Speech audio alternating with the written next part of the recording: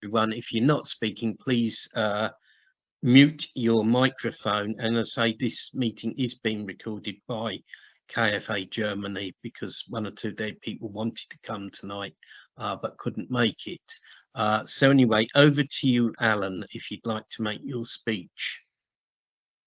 Hello, welcome everyone. Very nice to see you, everyone. I'm going to talk about analysis of 9th plenary meeting of 8th Central Committee of the Workers' Party of Korea.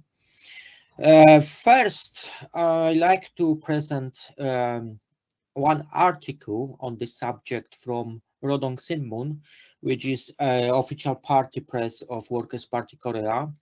That article been published on 3rd of January 2024. This year, Juche 113 2024 is decisive year to make the succession of the struggle target occupation proposed by the 8th Congress of the party by emphasizing the offensive on the front lines of socialist construction. Again, by the end of 2024, there should be clear and practical assurance of implementation of the 5-year plan in all sectors and units. Respected Comrade Kim Jong-un said the following: "Becoming stronger from the heights of trials, achieving greater victories from victory, and constantly improving and moving forward is a characteristic that our republic has proven in its work. Last year, we have successfully traveled through the important stage of our revolution under the wise leadership of the party. In the last year's struggle, which can be said to be the fate of the decision of the party depends on the party's decision, we once again demonstrate the indomitable climate of our people, which boldly tackled the determined revolutionary task by exercising its potential to the maximum potential of our people. And in the process, we greatly increased the overall national power of the country. In a word, we have not only passed the 3rd year of the 5-year plan implementation that was planned through the last year's struggle, but also achieved groundbreaking achievements of building favorable conditions and solid footsteps to accelerate the forward pace in each aspect of socialist construction and national power strengthening. As long the glorious Workers' Party of Korea combat spirit is alive in our minds, we have nothing to fear or be afraid of. And even if the trials are severe, victory will always belong to the Democratic People's Republic of Korea, is the most valuable record of 2023, and is the firm will of our people to set out on the path of the new year 2024. This achievement is really great, but we should not allow ourselves to be in the moment and reply, but we should build a strong treasure from victory to greater victory. Now we have 2 years of the 5-year plan ahead of us. From now on, the direction of our struggle is to further expand and actively utilize the advantageous penalties on the national side gained through the full struggle to effectively realize the struggle lecture of the 8-party contest and lay the foundation for the new advancement in the future. We should use the achievements and experience of the past 3 years to make the remaining 2 years diligently committing to the decision and execution of the 8-party Congress an effective process of preparing for the next level of development. Starting this year, the party's firm resolution is to give the main power to solve problems that are becoming obsolete or becoming stumbling blocks in the party decision making room, to expand the achievements so far and to turn all planned tasks into shining results. 2024 is the fourth year of the implementation of the 5-year plan proposed by the 8th Congress of the Workers' Party of Korea. There is a way to announce the results of 3 years of struggle, to observe the impressive project proposed by the 8th Congress of the party, and provide definitive assurance of the completion of the 5-year plan. This year, the problems are obviously creating obstacles, and there are many problems that need to be resolved. But we will continue to innovate and move forward to a new page of comprehensive national revival as a year of great transformation. Through the achievements we achieved in the implementation of policy decision last year, we have gained the ability, confidence to exploit greater achievements, and the powerful power to run forward faster. When we accept the revolutionary ideology of the Party Central Committee as an absolute truth and thoroughly observe the ideals and policies of the party without any opposition, the situation that becomes centralized will be shaken, and our mission to move forward vigorously towards the realization of our goals will be further promoted. It is belief and will that we all have engraved in our hearts in a fierce struggle. We need to promote the comprehensive development of socialist construction with the power of patriotism and unity. When the entire people combine their minds and forces towards the single goal of building the powerful nation, there are no obstacles that we can't conquer or fortress that we can't treat. In our own way, with our strength, the confidence and guts to open a brighter future for the construction of socialism, continue to innovate with 100 times courage and brilliant struggle, continue to move forward and create great transformation again this year across the party and the national businesses in the construction on our socialism. That article author is Kim Jang-gyun. And now I would like to present my comment about 9th plenary meeting of Central Committee, Workers' Party of Korea. Each Central Committee plenary meeting is unique in its nature, and this was also the case with the 9th Plenum of Central Committee of Workers' Party Korea. Why is like that? The 9th Plenum of the Central Committee of Workers' Party of Korea gives new strong impulse to significantly increase the efficiency, consistency, and effectiveness of the activities of the party, of all organizations and instances, so that it becomes an important premise for economic acceleration, the introduction of solutions for the current situation, which is not easy for Democratic People Republic of Korea, on the international issues regarding to tense atmosphere of and looming conflict with American imperialism in the form of military provocation of the South Korean puppets.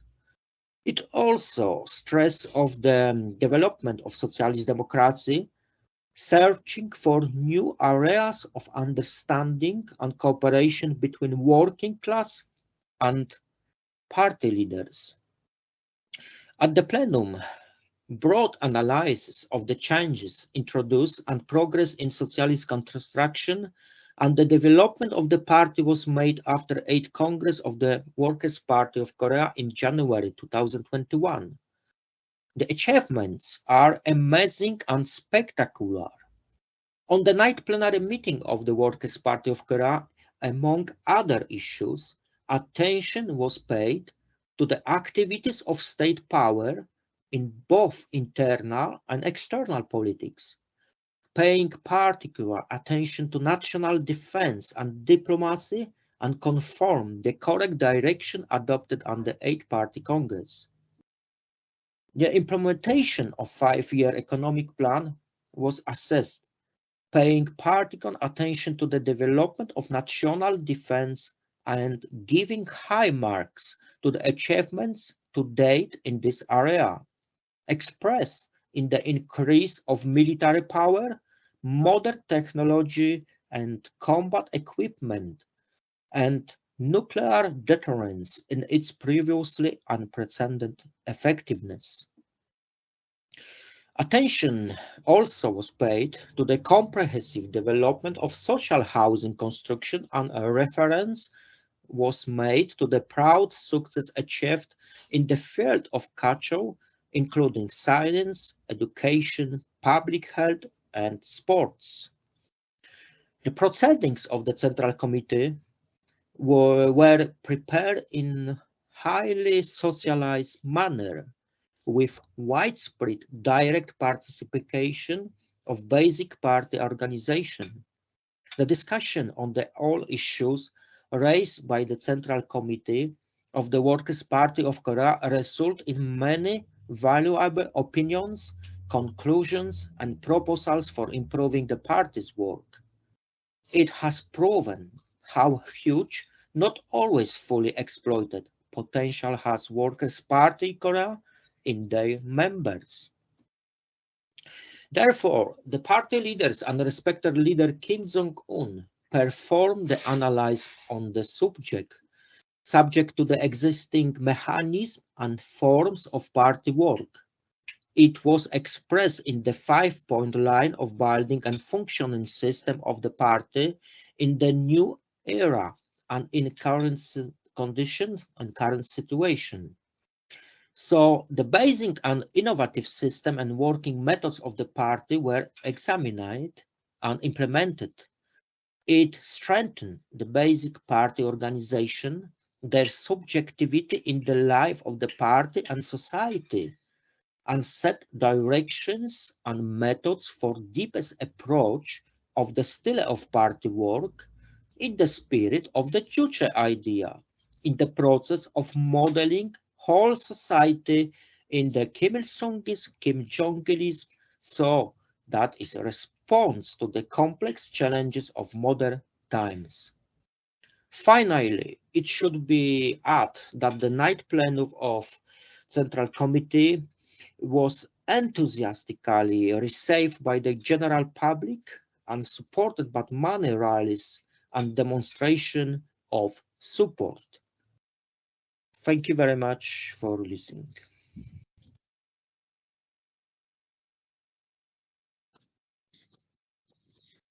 Thank you very much, Alan, for your speech. I'm now going to read my presentation out, and then after me, if Comrade Sean Pickford would like to say a few words, if he's able to speak. Anyway, I will now start my speech, which got longer and longer as I was writing it.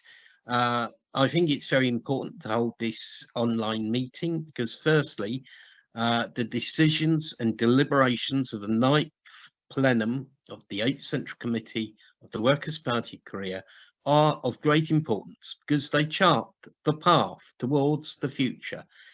Secondly, various so-called North Korea experts, quote unquote, have been trying to spread all kinds of rumours, conjecture and distortions and speculation about decisions on certain issues, particularly the reunification question.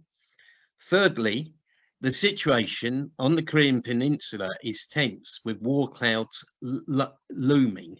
Recently, a hostile anti-DPRK website claimed, with little hard evidence, that, quote unquote, Kim Jong-un has made a strategic decision to go to war.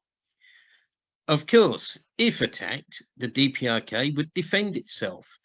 It would not only defend itself, but it would retaliate and would launch an operation to liberate South Korea. Only 2 weeks ago, the South Korean puppets falsely and maliciously accused the DPRK of shelling frontline areas in the West Sea. We should not indulge in speculation or conjecture like some of the enemies of People's Korea are doing, but we should not be blind to the fact that a very serious situation exists on the Korean Peninsula, and the outbreak of war there is a distinct possibility. And we in KFA UK, Korean Friendship Association of the UK, and other KFA branches will need to be ready to stand shoulder to shoulder with the DPRK and Korean People's Army and give whatever support we can. I will return to the issue of the DPRK's reunification policy later in this presentation, but would point out that the statement of Comrade Kim Yo-jong, Vice Department Director of the Central Committee of the Workers' Party of Korea, that was titled New Year Message to the President of the Republic of Korea, which was made on the 2nd of January, adds further clarification to the DPRK's position on South Korea and reunification. The plenum of the Central Committee of the Workers' Party of Korea, as Alan was stressing, is obviously an event of great importance and significance because the Workers' Party of Korea is the organizer and guide of the Korean people and the Supreme General Staff of the Korean Revolution.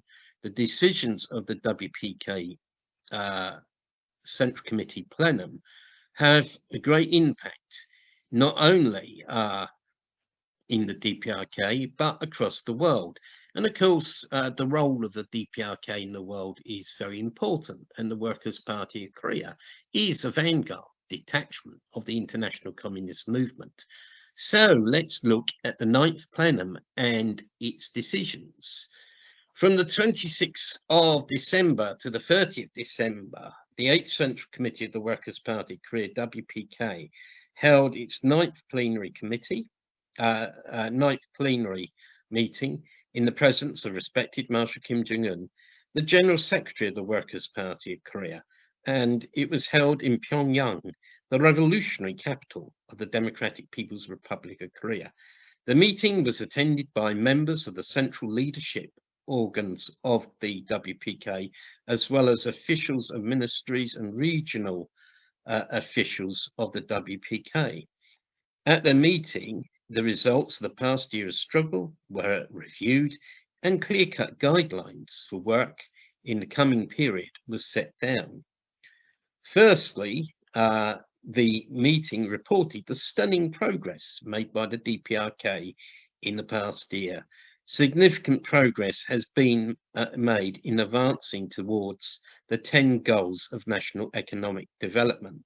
The report stated, and I quote, "The 12 goals for national economic development were all attained with 103% of grain production, 100% of electric power, coal and nitrogenous fertilizer, 102% of raw steel, 131% of non-ferrous metal, 109% of logs, 101% of cement and ordinary cloth, 105% of marine products, 106% of railway transport, and 109% of houses under construction." And overall, the economy witnessed clear production growth, including 220% of motor production, 208% of transformers, 121% of bearings, 140% of electric zinc, 121% of lead, 113% of paper, 110% of salt, 109% of cosmetics, 100% of flat glass, and 104% of magnesia clinker and plan discipline was established. Compared to the total growth of the economic sector in 2020, previously of the 8th Party Congress, the production of important indices went up in 2023 by raising the production of iron trioxide 3.5 times, pig iron 2.7 times, rolled steel 1.9 times, machine tools 5.1 times, cement 1.4 times, and nitrogen fertilizers 1.3 times, and GDP grew up 1.4 times. And the report also noted that the target of grain production had been overfulfilled. Two notable things stand out in regard to the above. Firstly, the agricultural production has increased by 3% compared to the previous year, and it has in fact been overfulfilled. This proves that the fairy tales about famine and starvation are completely untrue. Secondly, GDP grew by 40%, and that's an astounding rate. This works out at about 13% per annum. Now, compared this to a 0.3% increase in GDP in the UK in November 2023, and a 2.5% increase in GDP for South Korea. Thus, a number of myths were smashed. For example, the myth that the DPRK is in chaos and decline due to the sanctions and the global health pandemic, and the myth that South Korea has a higher rate of growth than the DPRK, and many other myths. Above all, it shows that socialism works, and that Juche and self-reliance work, and that all the policies taken by the Workers' Party of Korea are correct. Secondly, the meeting decided to boost the production of things for school children, such as school bags and other items. And most importantly, and what's attracted a lot of attention, was the meeting set down directions for dealing with South Korea and the US. And there's been much talk and speculation that the DPRK has actually abandoned its goal of reunification with South Korea. So what actually was said at the meeting? Well, Marshal Kim Jong-un laid down a tough and uncompromising stand that should be taken towards the imperialists and their lackeys, the South Korean puppets. He had some stern words about the South Korean puppets, and I quote, "South Korea is at present nothing but a hemiplegic malformation and colonial subordinate state whose politics is completely out of order. Whole society is tainted by Yankee culture and defense and security dependent on the US," end of quote. This is a correct analysis of South Korea, and it is one that should be widely publicized to the broader anti-imperialist and progressive movements. Too many on the left have illusions about South Korea, just like they had illusions about the neo-Nazi regime in Kiev. No doubt, if push comes to shove on the Korean peninsula, we will see the Trotskyites and liberals actually telling us to support South Korea. We need to shout it out very loud and clear that South Korea is a puppet regime and a colony. It is also important for us to grasp the fact that it does not matter about what the color of a particular puppet regime in the South Korea is. As respected Marshal Kim Jong-un pointed out, and I quote, "If there is a common point among the policies towards the North and unification policies pursued by the successive South Korean rulers, it is the collapse of the DPRK's regime and unification by absorption." And it is clearly proved by the fact that the keynote of unification under liberal democracy has been inevitably carried forward, although the puppet regime has changed more than 10 times so far. End of quotation. The above is indeed very true. I would like to add my own view that, in fact, different South Korean puppet regimes, whether military or civilian, whether liberal or conservative, simply represent different factions or trends within the South Korean comprador ruling class. As Comrade Kim Jong-un pointed out, the thing that all rulers in South Korea have in common is that they believe in overthrowing the socialist system in the DPRK and the absorption of the DPRK or its annexation, or it being annexed by South Korea, similar to what happened to the old German Democratic Republic years ago. For many years, South Korea was ruled by the most despotic fascist regimes, but from the late 90s, there were some periods in which you had supposedly liberal regimes, such as those of Kim Dae-jung, Roh Moo-hyung, and more recently, Moon Jae-in.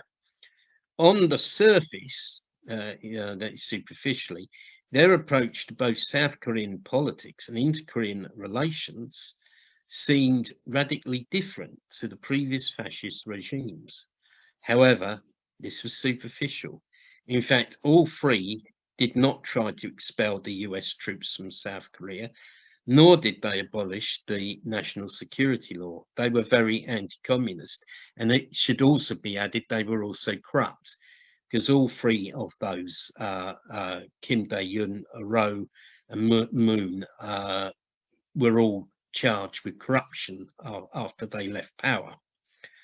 Under these regimes in South Korea, various inter-Korean agreements and deals with the DPRK were signed, such as the declarations and statements in 2000, 2007, and 2018. Such agreements actually achieved virtually nothing in practice. For example, I visited Panmunjom, where the DPRK in South Korea confront each other, and I visited in August 2017 and October 2019. And by the way, the KPA colonel actually guiding me there was the same KPA colonel who guided Michael Palin and appears in Michael Palin's documentary about the DPRK, but that's just an aside. Anyway, so I visited in 2017 and went back in 2019 after there'd actually been 3 inter-Korean summits in 2018 and the DPRK US summits of 2018 and 2019. And do you know something? I actually saw no difference at all. I couldn't see any difference that these agreements had made. Worse still, such regimes in South Korea tried to use inter-Korean exchange and dialogue as a means to infiltrate capitalism into the DPRK and restore capitalism. And it is indeed fortuitous that the DPRK nationalized the Kaesong Industrial Park once South Korea pulled out of it. And recently, the DPRK has also announced that all the institutions dealing with inter-Korean exchange and cooperation have been say closed down or are in the process of being radically restructured. And I would just sort of add here, I think it's very important that people on the left do not have any illusions about the nature of South Korea and the South Korean regimes.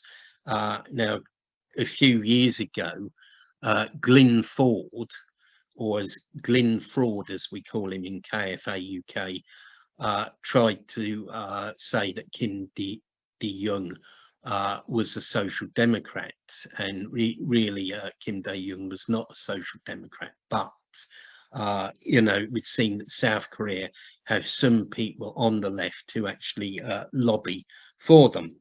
Anyway, to continue with the analysis of the 9th Plenum, from now on, the DPRK will regard South Korea as the enemy, as a hostile state, and will not seek reunification with it. The DPRK will no longer try to engage in dialogue with South Korea, as it is a waste of time. It is a mistake. Marshal Kim Jong-un said, and I quote, "I think it is a mistake that we should no longer make to regard the clan who publicly defined us as the principal enemy and is seeking only the opportunity of collapse of power and unification by absorption in collusion with foreign forces as the partner of reconciliation and reunification. It is not suitable to the prestige and position of the DPRK to discuss the issue of reunification with this strange clan, who is no more than a colonial stooge of the US, just because of the rhetorical word, the fellow countryman." End of quotation. So, does this really mean that People's Korea has abandoned the aim of reunification? My opinion and my interpretation is, in fact, the answer is no. What Marshal Kim Jong-un is actually saying is that the DPRK will not, or will no longer, discuss the issue of reunification with the South Korean puppet regime, and I think this is correct standpoint. Marshal Kim Jong-un pointed out, and I quote, "For a long period spanning not just 10 years, but more than half a century, the idea, line and policies for national reunification laid down by our party and DPRK government has roused absolute support and approval of the whole nation and the sympathy of the world, as they are just, reasonable and fair." What is actually being referred to in the above quotation is the 1972 North-South Joint Statement, which laid down the principles of reunification on the basis of independence, peace and national reunification. Prior to that, in 1971, talks between the Red Cross societies of the DPRK in South Korea took place. So to me, the implication is that the DPRK will in fact return to its pre-1971 position on reunification. And basically, before that, the DPRK, whilst not ruling out the possibility of peaceful reunification, believed that reunification could either be achieved through a successful revolution in South Korea or through war. In a speech to the 8th Plenary Committee of the 4th Central Committee of the Workers' Party of Korea on the 27th of February 1964, that was titled "Let Us Strengthen the Revolutionary Forces in Every Way so as to Achieve the Cause of Reunification," President Kim Il-sung said that there were 3 revolutionary forces for the reunification of Korea. And these were, firstly, the revolutionary forces in the northern half of Korea, the revolutionary forces of South Korea, and the international revolutionary forces. Later, in 1968, speaking about the 20th anniversary of the foundation of the DPRK, President Kim Il-sung pointed out that the DPRK's position had, and I quote, "nothing to do with any compromise with the nation's enemy or with the so-called peaceful transition of one social system to another." End of quotation. I'm seeking confirmation from Korean comrades in the Korean Association of Social Scientists, the DPRK Embassy, and the Korean Committee for Cultural Relations with Foreign Countries as to whether the DPRK is now adopting the one system, one country approach, as opposed to the two systems, one country approach. However, what I did notice was on January the 13th, KCNA referred to South Korea as, and I quote, as the southern half of the republic. Now, this formulation has not been used since the early 70s. Marshal Kim Jong-un stated, and I quote, "We should consistently adhere to the anti-US, anti-MNE struggle principle of power for power and head-on contest and pursue the high-handed and offensive toughest policy," end of quote. And he put forward a number of tasks in the field of military work as well as foreign affairs. This year, the DPRK will launch 3 more military reconnaissance satellites. Adequate war preparations will be made, including the work of strengthening civil defence, as well as enforcing the combat capacities of the Worker Peasant Red Guard, which, by the way, celebrated its 65th anniversary yesterday. And the DPRK will also jointly conduct anti-imperialist actions in the world arena. So, to conclude, the 9th Plenum of the Central Committee of the Workers' Party of Korea has laid down the correct lines and policies for the coming year and for the victory of socialism and communism. May we see the flag of the DPRK again fluttering over Seoul and over Mount Halla. Long live the Workers' Party of Korea. Long live the decisions of the 9th Plenum of the Workers' Party of Korea. Long live respected Marshal Kim Jong-un. Thank you for listening.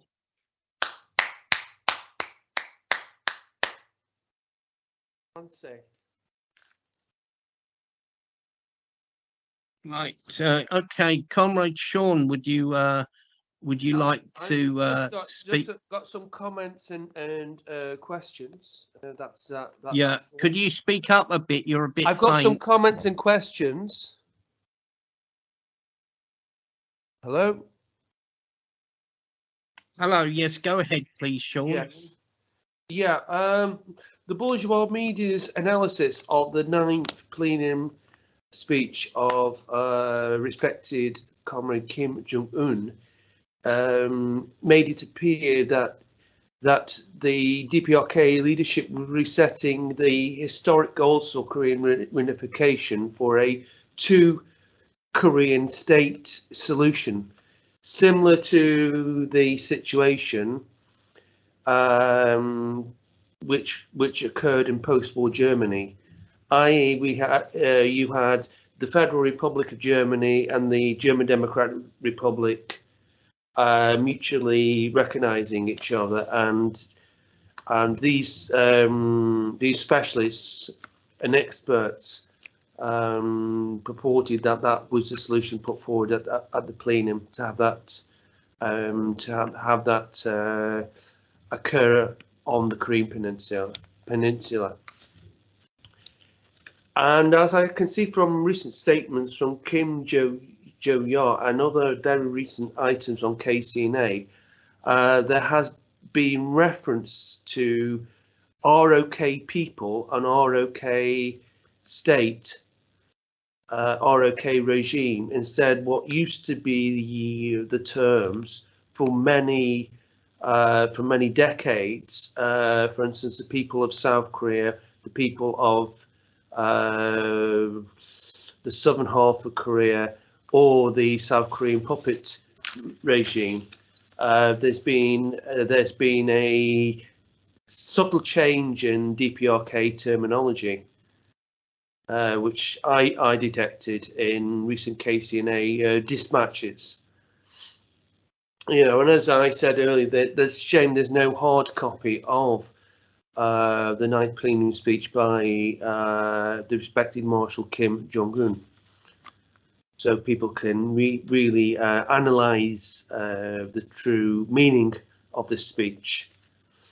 So the questions put, and I think it's been partly answered, but this can be debated further on by participants and those with a in-depth understanding of the 9th Plenum and its consequences, is firstly, does the 9th plenary meeting of the Workers' Party of Korea Central Committee mean a strategic and tactical departure from the previous lines of the WPK, particularly in relation to reunification? And the second question, I've tried to formulate this. This is a kind of complex question. Does it now mean there is not going to be reunification with, or reunification negotiations with the South Korean, and I put this in quotes, national state or the regime? Or does that mean the reunification between North and South Korea has been totally rejected? And that's my contribution.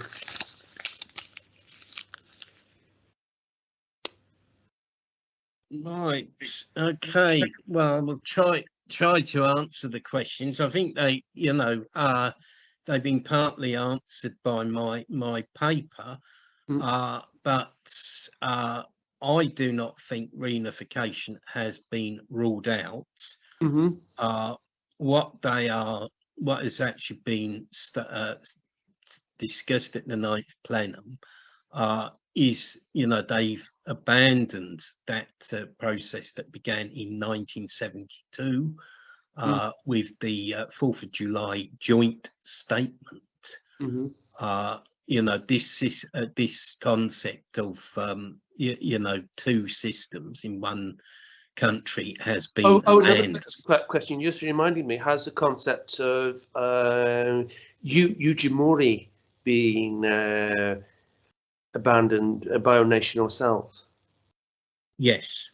That's very radical. Yeah, that is the case. Yeah. But all these concepts, they've grown up from basically since 1972, and particularly from 2000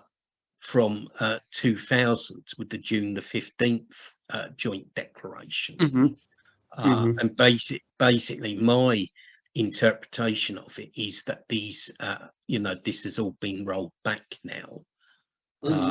And what the DPRK or what Marshal Kim Jong-un was saying at that meeting is that he's not ruling out reunification, but he's just saying that we're not going to try and achieve this through dialogue or negotiations with the South Korean authorities. This is just a waste of time, and basically it doesn't matter which kind of regime is in power in the South. They are all hostile to the DPRK, and South Korea has become a hostile just very final points, very briefly. I've seen that radical change in terminology, and I only just picked it up looking at KCNA very casually. The change from people of South Korea, or South Korean people, to ROK people, or ROK regime instead of South Korean regime.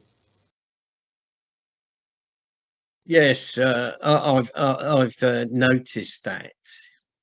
But because in the past, apart from inter-Korean dialogue purposes, DPRK official media, let's say, never recognised the term Republic of Korea. Not strictly speaking true. In the past, they did actually sometimes use the term ROK, but put it in inverted commas. So it's perhaps not such a big departure as as some people are saying. But yeah, I mean, you know, the other thing is that what I've noticed very recently is they're using the formulation the southern half of the republic, which was always used in the 50s, 60s and early 70s, but sort of tended to not be used so much after the 1970s. It was used once or twice. And if you notice, if you've been sort of keeping up with social media, you will notice the DPRK have been printing T-shirts with the DPRK flag, but they are printed on a map of the whole of Korea, not just the northern part, and I think that's very significant. So my interpretation, which you know, I stand open to correction, is in fact the DPRK basically saying, really, you know, South, you know, that really South Korea is really so essentially, this is my very last point. So essentially, the reunification process of one nation, two systems is out. It's either mutual recognition of the two states on Korea, or it's reunification just under the DPRK banner, under the banner of Juche socialism. Yes, that's how that's So my that's interpretation. Korea is one apart. You know, that kind of thing. It is a thing of the past now, where the uniting with. I think that and that, you know. I think whatever you know might unfold, I think that is the case. That is now in the past. Yes, they're not going. You know, they're not going to try and achieve reunification through talking to South Korea, and this concept that idea you can achieve reunification on the two systems, one country basis has now been abandoned. Yeah, Confederate Republic of Korea, that's gone. Huh? Yes, that's gone. And in fact, all reference to that has been taken away. Okay, so I will let all the participants now have their say. Okay, well, thank you, Sean. Right, does anyone else want to sort of respond at all or ask a question? Can I ask a question, Dermot? Yeah, go ahead, Kerry. Yes. Right, you know, there's been some cross-border entertainment events that have been going on, and the sporting events as well for the Asian Games. Do you know if those things are being dropped? Oh yes, definitely. These, yeah. I mean, all the inter-Korean institutions have now been shut down, and it looks like the foreign minister, Comrade Choi Sun-hyu, is taking over the work of you know, of directing relations with South Korea. But yeah, I mean, these have all gone. You know, is a very different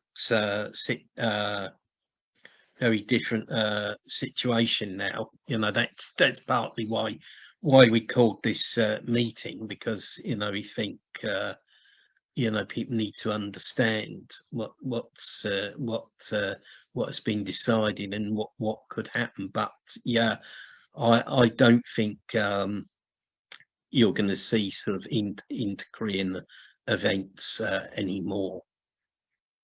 It's a shame, that is, which means also that, you know, the blue One Nation flag, that's just going to disappear. Yes, I think so. And like you said, the DPRK is now, you know, it's producing T-shirts with the DPRK flag over the whole of Korea. Right, thanks, Dermot. You're welcome. Right, does anyone else want to ask a question or comment? Alan, do you want to add anything or speak? I think I've been very precisely detailed about the situation, international situation, and about the plenary conversation, plenary decisions, and plenary directions. All been said already. Thank you. Right, perhaps the other KFA branch is present and the People's Career Initiative of Poland. Perhaps you might have comments or questions that you want to raise.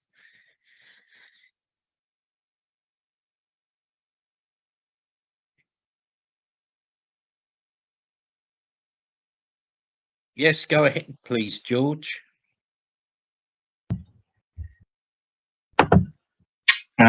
Thank you, Dermot. Thank you, Alan and Sean, for your contributions and for the question by our comrade. I didn't catch your name, Carrie, I think. Yes, I understand what you mean about this, the inter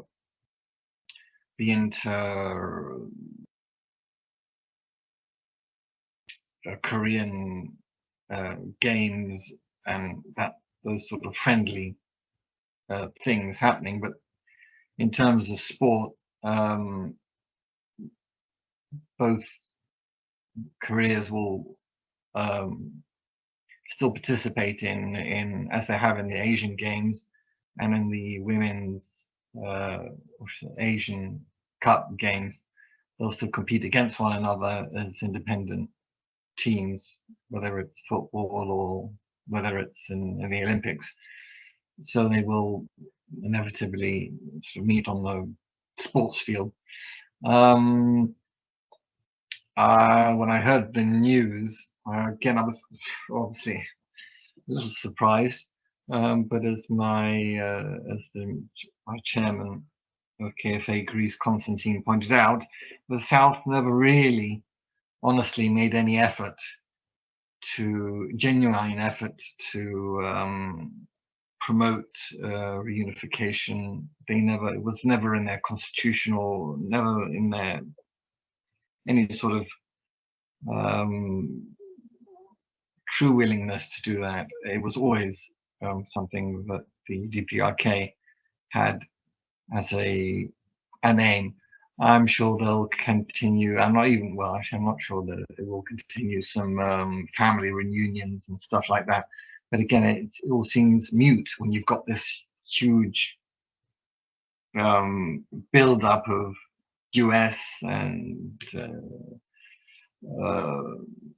South Korean troops and this big military presence on your doorstep. Again, it rather makes it any sort of all these sort of meetings and things rather mute and pointless.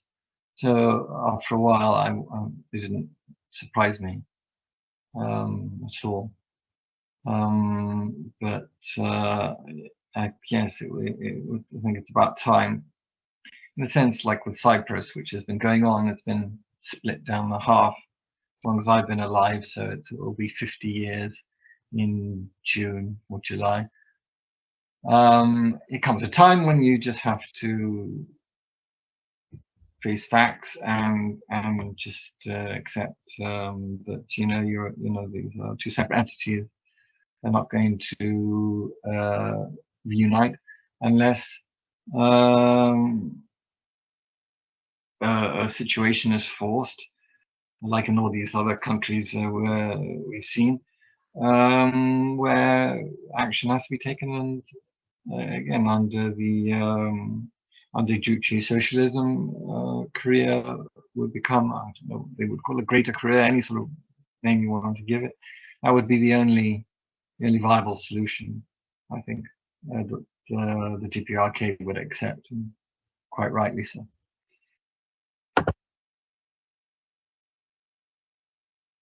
Right, thank you for those comments, George. I mean, yeah, I think, as I say, he's not here tonight, but I think Constantine Chrysalis is right. You know, South Korea has done nothing for reunification. Its whole concept has been based on anti-communism and basically trying to topple the DPRK and annex it like the GDR was annexed by West Germany, you know, over 30 years ago. And we've seen, particularly this year, very ominous war moves, the creation of a so-called nuclear consultative group between the US and South Korea, and US nuclear submarines openly being deployed in South Korean ports, and different US nuclear strategic assets being brought onto the Korean Peninsula, threatening the DPRK, and of course old Sleepy Joe talking about, oh, it'd be the end of whatever regime. And you know, South Korea was you know, been cheering all this on. You know, and they haven't tried to solve any problem on the basis of independence. So they become more and more dependent on the US, and even you know, the so-called liberal or progressive regimes in South Korea, quote unquote, these have also been basically, although some of their approaches were different, they were basically the same. They were dependent on the US. They didn't try to call for the withdrawal of US troops. They were very anti-communist. They carried on with the national security law, locking up people for supporting the DPRK. So, you know, these regimes didn't change. So, and also, yeah, I think that was a good analogy you made with Cyprus as well. You know, that's quite good analysis. And what I personally think is that the Korean Peninsula should be reunified on the basis of Juche socialism, and we may see this come about either through a war between the DPRK and South Korea, or through a successful uprising in South Korea. That is my view.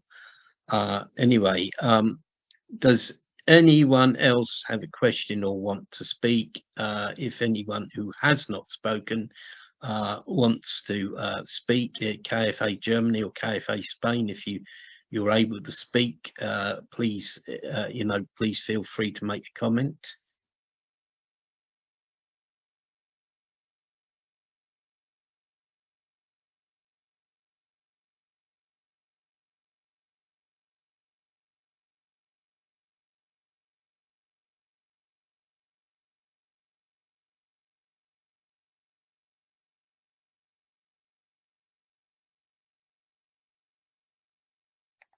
Right, okay, well, nobody's asked to speak. So if there's no further questions, I'm going to move on to the statement of Comrade Kim Yo-jong, which I think was related to the above. And the statement of Comrade Kim Yo-jong, Vice Director of the Central Committee of Workers' Party of Korea, was actually titled New Year Message to the President of the Republic of Korea on the 2nd of January. And I think it's very useful in clarifying and referencing the stance of the DPRK on reunification. And recently, the South Korean leader, Yoon Suk-yeol, made a New Year address. And in her statement, Comrade Kim Yo-jong responds to this New Year address. And of course, Yoon is indulging in all sorts of warmongering, mouthing about extended deterrence and such like. And he is causing the situation on the Korean Peninsula to deteriorate by allowing the introduction of US strategic assets onto the Korean Peninsula. Comrade Kim Yo-jong is totally unfazed by Yoon's idiocy and belligerency. She makes an excellent point, and I quote, "It is much easier to deal with a stupid, honest man who has shown his hostility against the enemy than a wicked man with honey in his mouth and a sword in his heart." End of quotation. This is indeed true. A hidden enemy, a person who wears the mask of friendship, is always far more dangerous than an open enemy. In fact, Yoon's antics have helped the DPRK by compelling it to build its defence potentials up, including the nuclear force. The DPRK will become stronger. Comrade Kim Yo-jong characterises the former Liberal leader of South Korea, Moon Jae-in, as follows, and I quote, "He, pretending white-mindedness, closely clung to us, offering a package of peace in order to bind our hands and laid obstacles in our efforts to bolster up the prospective military capabilities for deterring the US and its war servants, while inwardly meeting all its needs. He was so good at pretending and captivating us as he would do anything for us, talking about the same blood, peace and co-prosperity in an articulate way of speaking peculiar to him." End of quotation. Moon Jae-in, in fact, was just a trendy liberal puppet of US imperialism, or maybe a liberal puppet. Moon represented the liberal wing of the South Korean ruling class. He wanted to disarm and weaken the DPRK by stealth. Moon also wanted to introduce the capitalist system into the DPRK. He dreamed of the DPRK opening a McDonald's or a Starbucks. Luckily, the DPRK saw through what he was doing and rejected it. Moon Jae-in and Yoon Suk-yeol just represent different wings of the South Korean ruling class. I strongly agree with the deeply perceptive and intelligent analysis made by Comrade Kim Yo-jong and fully support the DPRK in its struggle against the South Korean puppets. Thank you for listening. Right, does anyone have a question about Kim Yo-jong's statement, or another contribution to make? Anyone?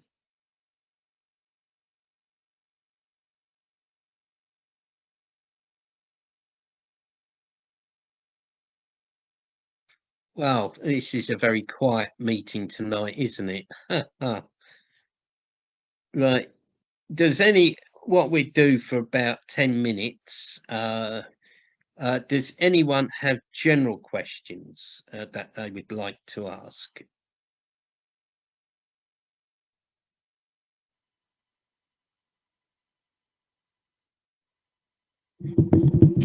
Hello, everybody.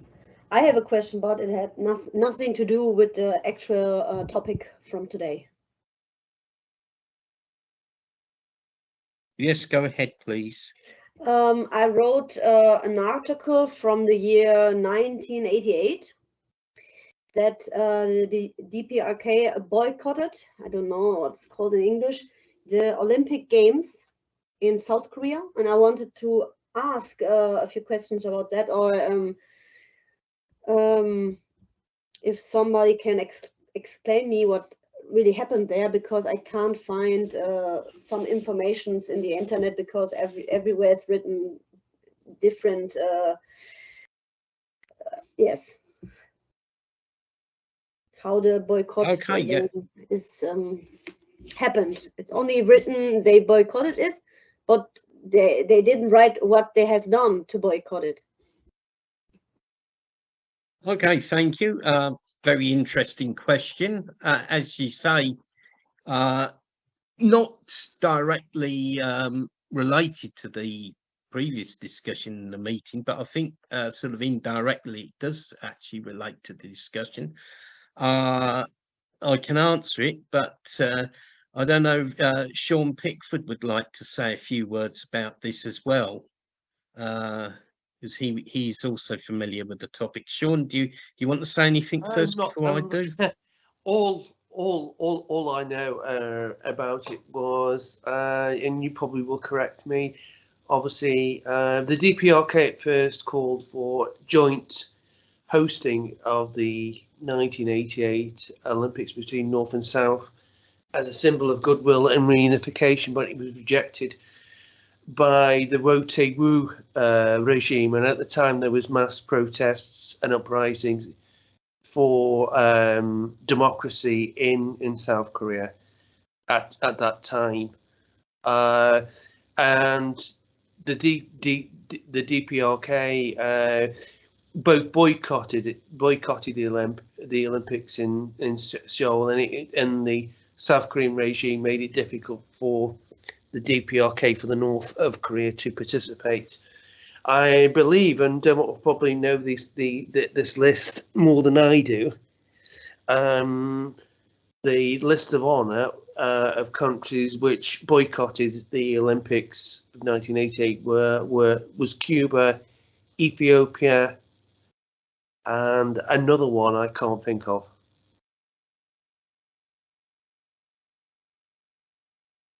Okay, Sean, thanks for that. And the list, the other countries were Seychelles, Albania, Madagascar, yeah. Congo. Good old Madagascar. Yeah. But yeah, I mean, basically, what happened, to sort of add to Sean's answer, basically, the South Korean puppets bribed the International Olympic Committee for the Olympics to be held in Seoul, South Korea, and you know, this was basically a plot to try and boost South Korea's image, and also South Korean influence peddling. There was one particular byproduct of this, which I'll mention in a minute. It was decided to have the Olympic Games in South Korea. The DPRK put forward a proposal for co-hosting, to co-host the Olympics with South Korea, and they even started building Olympic facilities in the DPRK. And if you go to the DPRK, you will see the sports street in the DPRK, where you've got big sports facilities, and also Kwangbok Street, which was used to hold house the delegates to the 13th World Festival of Youth and Students, which Sean Pickford attended, was also, I believe, partly built because of the expectation that the half of the Olympics would be held in the DPRK. However, South Korea refused to co-host the Olympics with the DPRK, and just proposed that one or two Olympic events would be held in the DPRK, which was firstly very insulting to the DPRK, and also quite impractical because of the tension on the Korean Peninsula. I think one of the ideas was events that they wanted to stage was like a bicycle race, but this would have involved cycling through the DMZ between the two states, which is an area full of land mines. You know, not a very sensible idea. And once it became apparent that the proposal for co-hosting the Olympics with the South was not being accepted, the DPRK boycotted the Olympics, and as Sean said, got a number of countries to join the boycott of the Olympics with them. And the unfortunate byproduct of this was South Korea used the Olympics to infiltrate into the socialist countries and to build up contacts with the socialist countries. And unfortunately, Hungary, revisionist Hungary, was the first to break ranks and establish diplomatic relations with South Korea. And that was followed by, I think, Poland and Yugoslavia, and then the Soviet Union itself. And that, you know, this was a result of the, you know, Olympic influence peddling diplomacy of South Korea. But anyway, yes, the basic reason why they boycotted the Olympics was because the co-hosting proposal fell through. Hope that answers your question. My my question again is, how was it boycotted? What exactly happens when someone boycotts? What did the DPRK do to boycott? And some examples of what a boycott looked like. I can't imagine what when someone boycott. What are they doing? That's my question. What have they done to boycott? Right. Okay. Well, it was simple. They did not participate. They just did not send a team to participate in the Olympics. It's and you know, a number of other countries, you know, which Sean mentioned, also did not send teams. This is not unusual in the history of the Olympics. Previously, 1984, the DPRK and the Soviet Union and a number of socialist countries boycotted the 1984 Olympics in Los Angeles over concerns about safety. And in 1980, the US, UK, and a few other countries boycotted the Olympics in Moscow over the Soviet intervention in Afghanistan. So, yeah, I mean, boycotting the Olympics means simply you do not take part. You know, you don't send a team. You know, that's basically it. Does that clarify it? Yes, thank you. I'm not really active in sports. That's why I don't know what a boycott is there. So they went on strike together with the other countries. Okay, yes, I get it now. Thank you. You're very welcome. You're very welcome. Are there any more sort of general questions?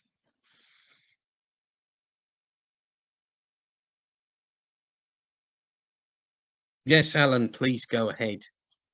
Well, I have a technical issue because if even the plenary meeting, night plenary meeting, the decision been made that is not gonna be reunification or any straightforward reunification in that means with South Korea, maybe will be understandable to remove from People's Korea today the section reunification and just only leave the title South Korea. I would like to know the opinion about that that I'm asking you, because this is all of us. Yeah, that's a good point. Yeah, a very good point. Yeah. What do you think, comrades, about that? Is that all right? I agree with you, Alan. I think we should remove that section from People's Korea today. I totally agree. Okay, okay. So if everyone is agree, the next issue of People's Orator will be just only section about news from South Korea with no word reunification. Thank you. That's correct, Alan. Right. Thanks, Alan, for that. Good point. Very perceptive. Any other general questions? Oh, just one question. I've discussed this with you before, or two questions actually. When will DPRK be sending out printed forms of literature, for instance, this speech to the 9th Plenum? Because PDFs are okay, but this is where people get the wrong end of the stick, to use an old English expression. And another point is, when will you be leading a delegation to the DPRK? Will it be this year or next year? Right, two very good points. I was told, I think, at the end of October by Korean Publications Exchange Association that they were going to resume sending publications in the near future. But that doesn't seem to be happening at the moment. I mean, I understand there are some flights in and out of the country, but so I'm not sure exactly when they will start sending the publications out again. I mean, expect a lot of publications because I'm sure there's a big backlog in sending them out. And as for leading delegations, well, I'm not 100% sure about that. If they were going to invite people for April, I would have thought they would tell people by now. They'd actually tell us by now, because to go to the DPRK in April, you need to start buying tickets, getting a visa to travel through your favourite country, Sean, etc.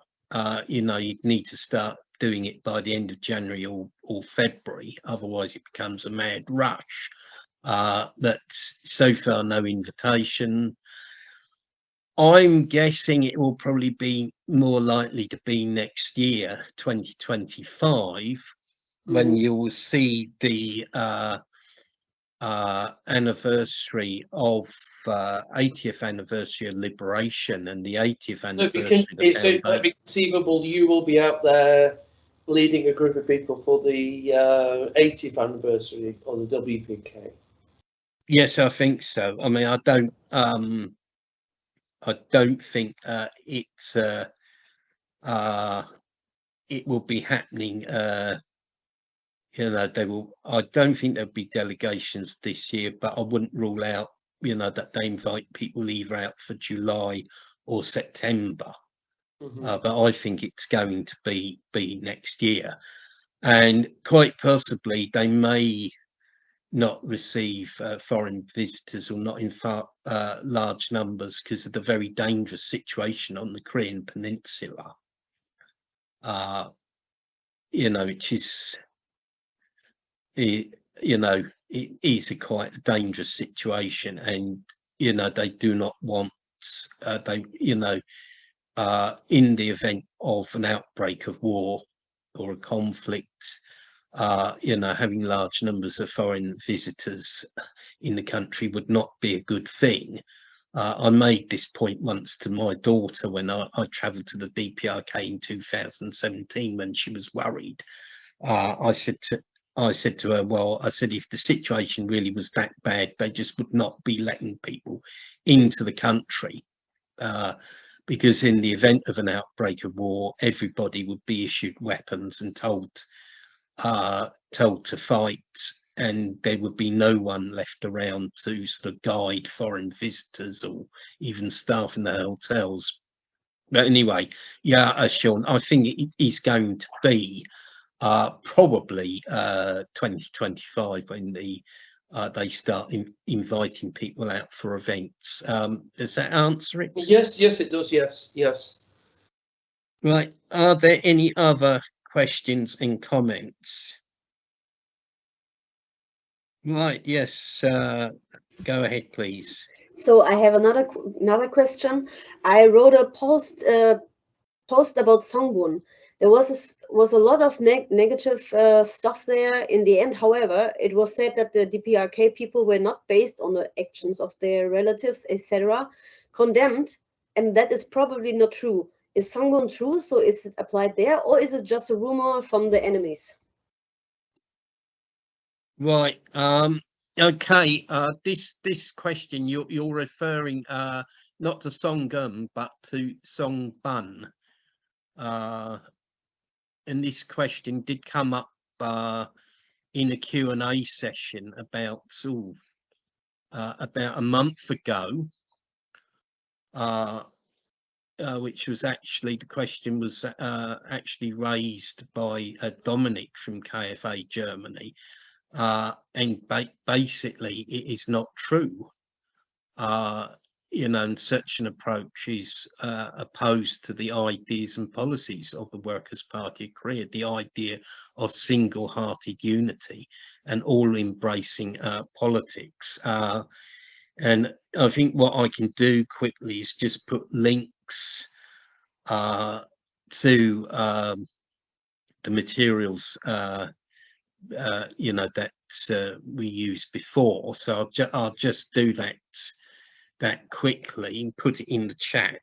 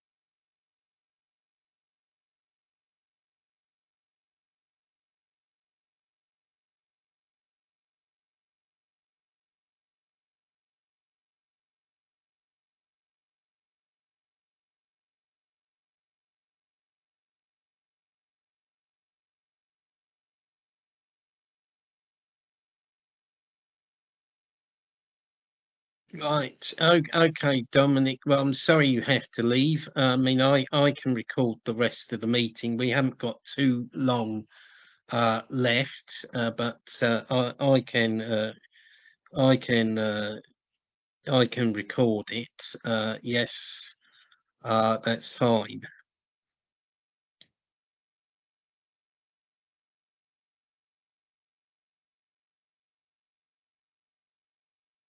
You're welcome, and thank you for attending the meeting.